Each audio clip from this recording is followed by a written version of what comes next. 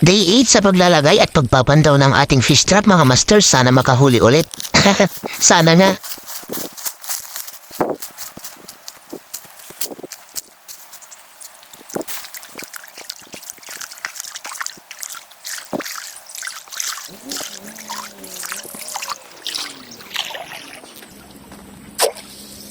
Dito ko nga pala naisipang ilagay yung fish trap natin mga master. Siya nga pala, same process lang ang paglalagay ko niyan. Ilalagay ko lang sa ilalim ng kangkong o kaya sa ilalim ng water lily. Tapos maglalagay ng feeds. Kung walang feeds, pwede namang kanin. Pero ang pinakamabisa talaga na pain dyan ay lumot. Kaso walang makuhanan ng lumot ngayon.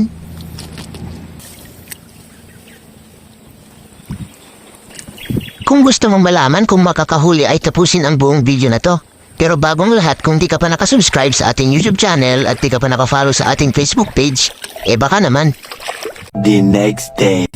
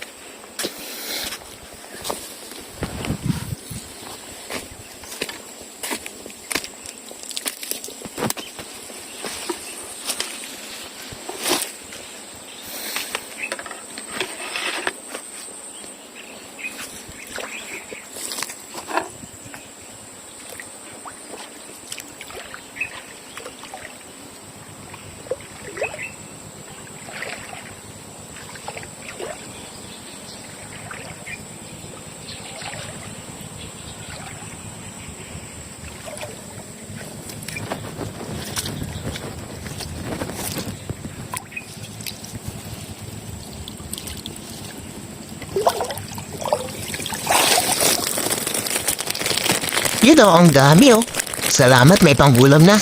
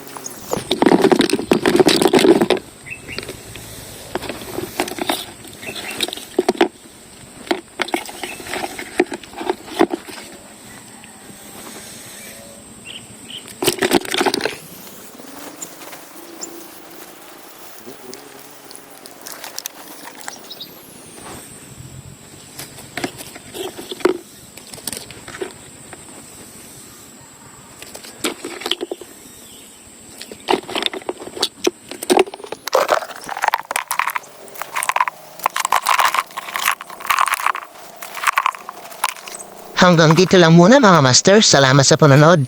Kung nagustuhan mo ang video na to ay please like, comment, and share para marami pa tayong mahuli na isda. You know, fish on!